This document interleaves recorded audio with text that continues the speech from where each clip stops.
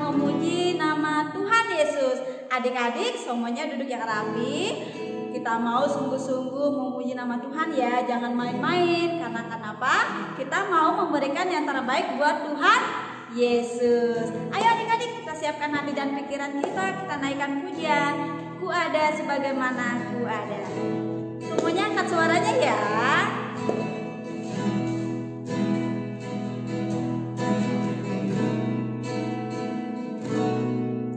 Ku ada sebagaimana ku ada, berdiri menghadap tatamu Bapa.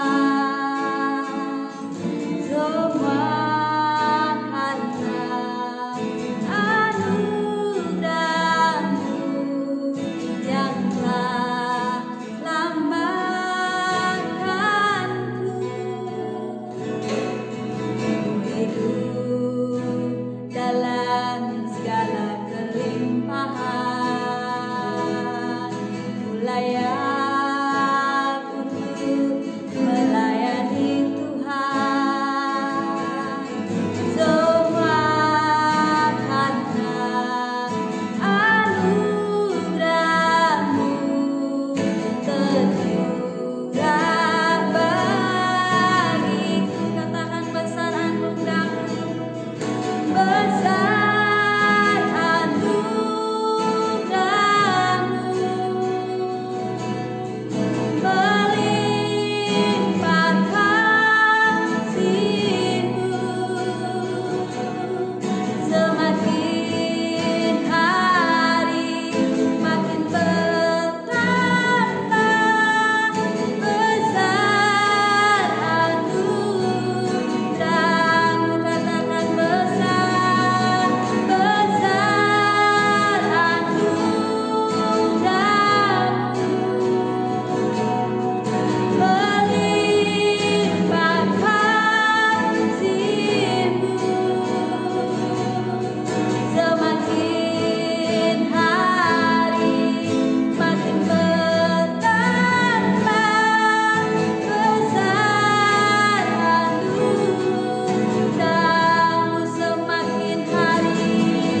Semakin hari makin bertambah, besar anugerah-Mu.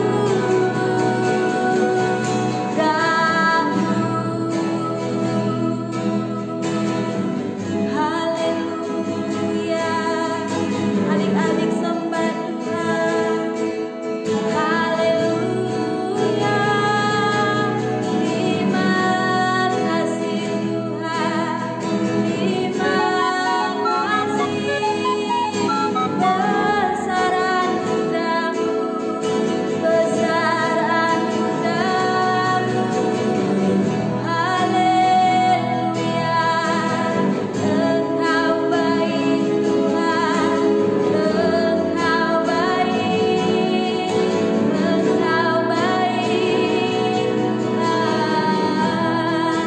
Kami menyembah-Mu, kami memuji nama-Mu. Kau Allah yang besar. Haleluya. Haleluya. Terima kasih. Kita naikkan pujian, katakan besar anugerah-Mu. Besar anugerah-Mu,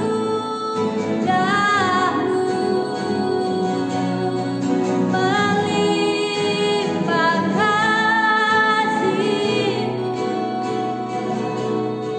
Semakin hari makin bertambah, besar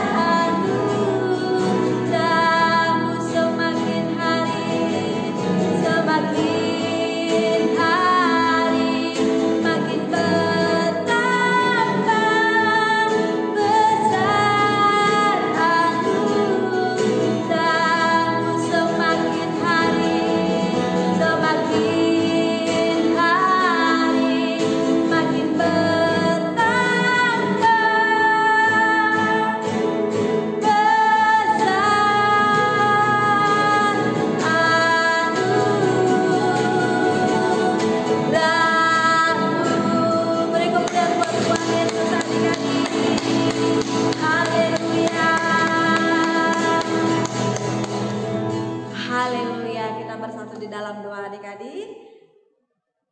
Kami bersyukur untuk hari ini Tuhan, di mana kami boleh datang untuk memuji, memuliakan nama-Mu. Dan saat ini Tuhan, kami mau lebih lagi untuk memuliakan nama-Mu. Kiranya Kau berkati ibadah kami dari awal hingga selesainya nanti. Dan kami percaya Tuhan hadir di tengah-tengah kami. Terima kasih Tuhan. Dalam nama Tuhan Yesus kami sudah berdoa. Haleluya. Amin. Adik-adik, saatnya kita memuji nama Tuhan Yesus. Nah, adik-adik semuanya bangkit berdiri. Kita naikkan pujian setinggi-tingginya lagi. Semuanya pakai gerakan ya. Setinggi-tingginya langit, lebih tinggi kasih Yesus ku sedalam. Sedalam-dalam lautan, lebih dalam kasih Yesus ku seindah. Seindah-indah pelangi, lebih indah kasih Yesusku. Kasih Yesus, ay kasih Yesus, mengalahkan segalanya. Kasih Yesus, ay kasih Yesus, mengalahkan segalanya. Sekali lagi. Setinggi-tingginya langit, lebih tinggi kasih Yesus ku sedalam. Sedalam-dalam lautan, lebih dalam kasih Yesus ku seindah. Seindah-indah pelangi, lebih indah kasih Yesusku. Kasih Yesus, ay kasih Yesus, mengalahkan segalanya. Kasih Yesus, ay kasih Yesus, mengalahkan segalanya. Bertambah-tambah, bertambah-tambah dalamnya, bertambah-tambah lebarnya, bertambah-tambah tingginya kasih Yesus dalamnya. Dalamnya lebih dari laut, lebarnya mengelilingi bumi. Tingginya, oh tinggi sekali kasih Yesus dalamku. Sekali lagi.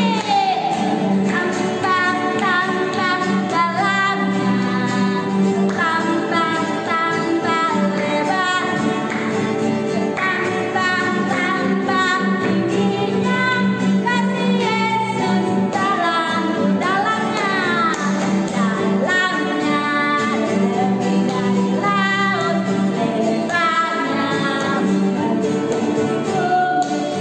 Tingginya, oh tinggi sekali kasih Yesus dalamku. Haleluya adik-adik. Ingat bahwa kasih Tuhan itu lebar dan panjang melebihi lautan. Nah adik-adik, saatnya kita akan membaca Mazmur 91. Mazmur 91 ayat 1 sampai 16. Dalam lindungan Allah, orang yang duduk dalam lindungan yang maha tinggi dan bermalam dalam naungan yang maha kuasa akan berkata kepada Tuhan, tempat perlindunganku dan kubu pertahananku, Allahku yang kupercayai. Sungguh, dialah yang akan melepaskan engkau dari jerat penangkap burung, dari penyakit sampar yang busuk. Dengan kepaknya ia akan menudungi engkau, di bawah sayapnya engkau akan berlindung, kesetiaannya ialah perisai dan pagar tembok. Engkau tak usah takut terhadap kedahsyatan malam, terhadap panah yang terbang di waktu siang, terhadap penyakit sampar yang berjalan di dalam gelap, terhadap penyakit menular yang mengamuk di waktu petang. Walau 1.000 orang rebah di sisimu dan 10.000 di sebelah kananmu, tetapi itu tidak akan menimpamu. Engkau hanya menontonnya dengan matamu sendiri dan melihat pembalasan terhadap orang-orang fasik. Sebab Tuhan ialah tempat perlindunganmu, yang maha tinggi telah kau buat tempat perteduhanmu.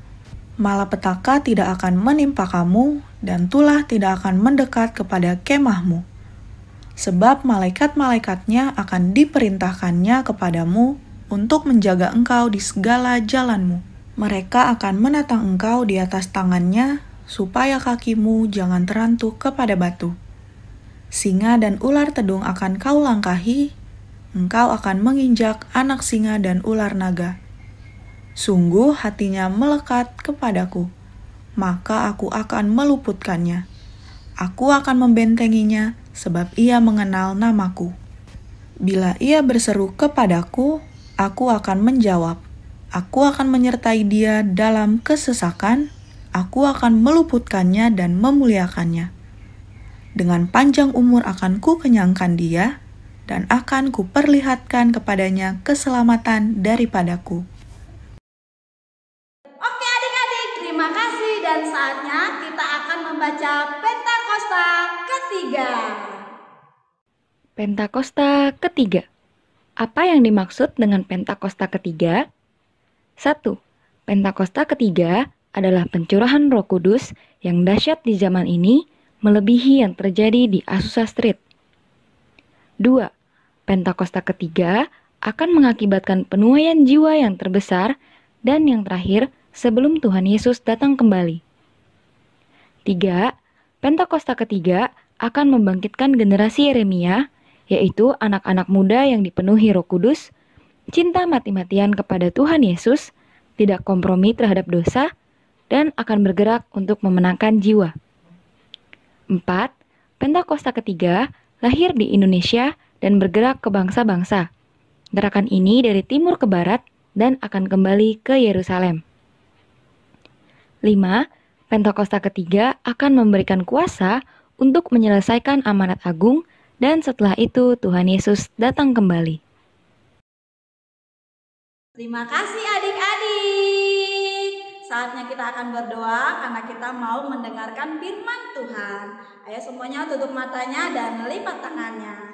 Terima kasih Tuhan Yesus, kami sudah memuji memuliakan nama-Mu, dan saatnya kami akan mendengarkan firman-Mu. Tuhan tolong kami menjadi anak yang dengar-dengaran, menjadi anak yang taat, dan biarlah setiap firman yang kami dengar itu tertanam dalam hati dan pikiran kami. Berkati juga kakak-kakak sekolah minggu yang akan membawakan firman pada hari ini.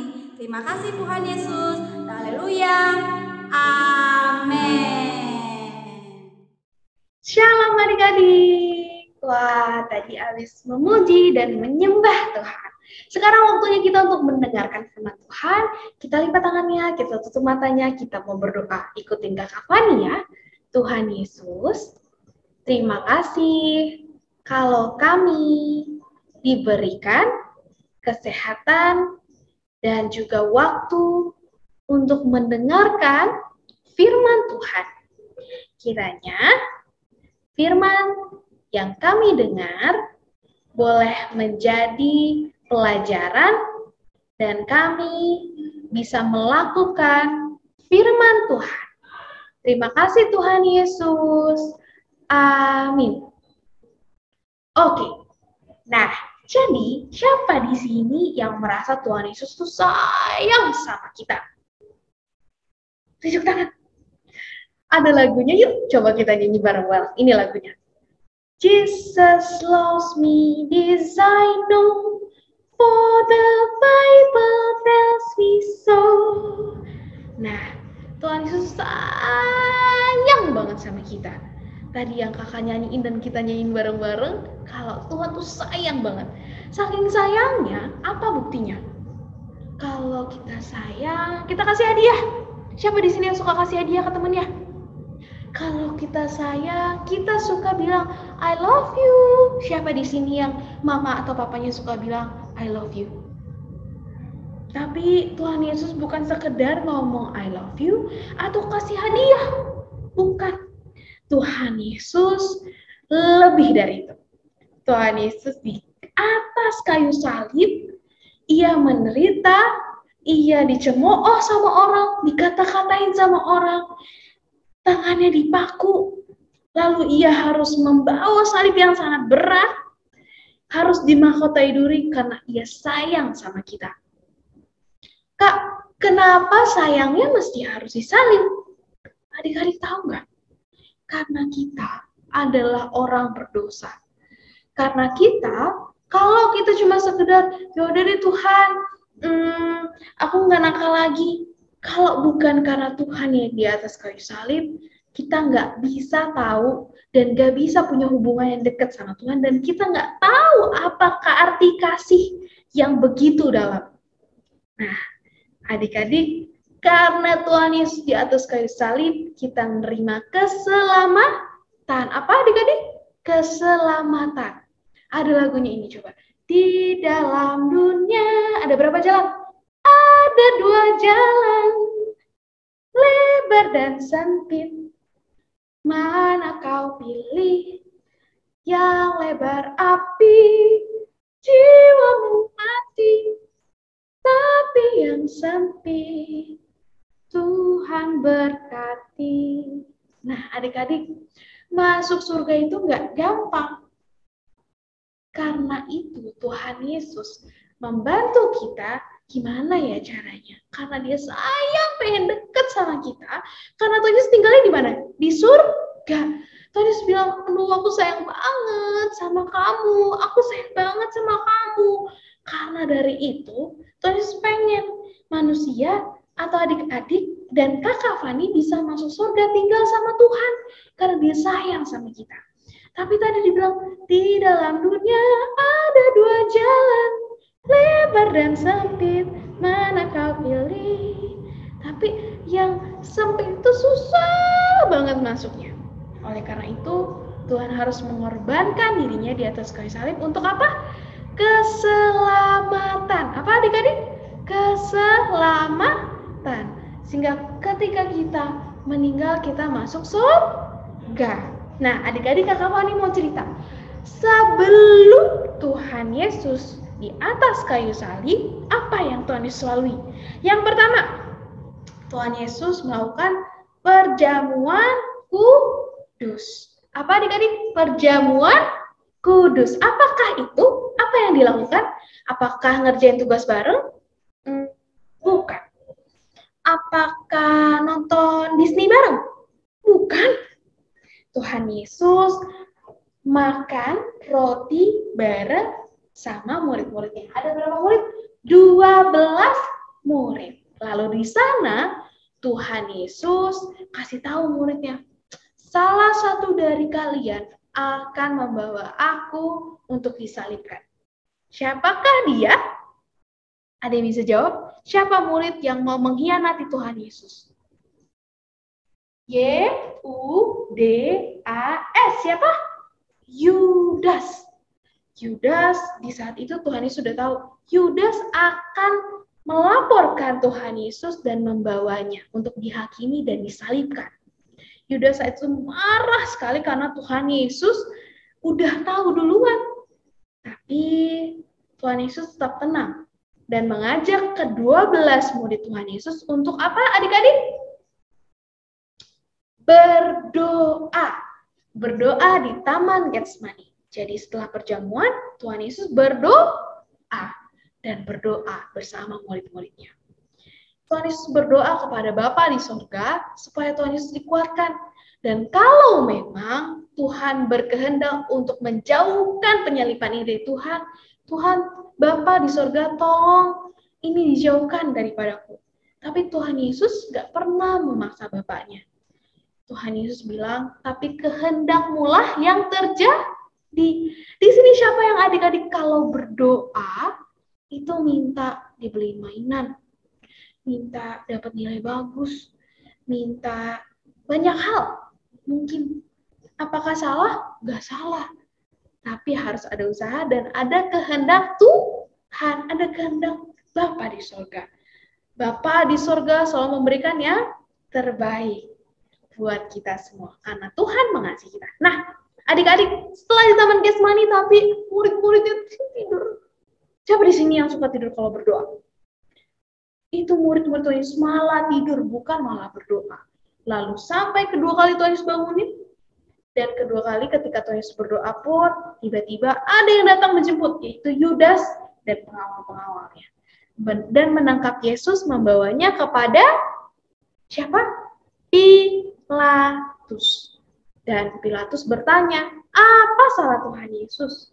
Di sini siapa adik-adik yang tahu kalau orang jahat itu biasanya dibawa ke penjara ya? Dibawa ke penjara dan ditanya, apa salahmu? Lalu Tuhan Yesus bingung, saya nggak punya salah apa-apa. Dan Pilatus juga tidak menemukan kesalahan apapun. Tapi akhirnya Tuhan Yesus harus tetap disalib. Lagi dan lagi Tuhan Yesus harus membawa kayu yang sangat berat dan dibantu oleh Simon Kirene dari Kirene karena Tuhan Yesus nggak mampu. Udah jatuh berkali-kali. Di sini adik-adik siapa yang pernah jatuh dari sepeda? Mungkin kalau jatuh dari sepeda, ketiban sepeda nggak sakit ya adik-adik. Tapi kalau ketiban sama kayu yang sangat besar, kayak pohon itu loh, kayu yang besar dan sangat berat dan harus tertiban di kepalanya Tuhan Yesus saat itu sangat sakit. Dan Tuhan Yesus harus dipaku ketika dia harus sampai disalibkan. Sampai di tempat di mana dia harus salibkan, dia harus dipaku dan bergantung begitu saja dan kehausan, Tuhan Yesus kehausan. Dan semua pengorbanan yang Tuhan Yesus lakukan karena apa? Yesus sayang padaku. Nah, karena Tuhan Yesus sayang sama kita. Nah, sekarang kakak tanya adik-adik. Di sini siapa yang juga sayang sama Tuhan Yesus? Kalau kita sayang, maka seperti murid-murid tadi, kalau diajak untuk berdoa, kita berdoa nggak? Berdoa ya. Kita berdoa kepada Bapa di sorga, karena Bapa dan Tuhan Yesus itu tuh sayang sama kita, pengen ngobrol sama kita. Pengen anaknya dekat dengan Bapa di sorga.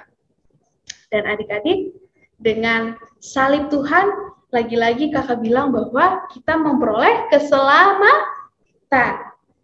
Di sini ada yang tahu lagu, karena salibmu ku hidup, karena salibmu ku menang, Engkau yang berkuasa sanggup untuk melakukan mukjizat-Mu di hidupku.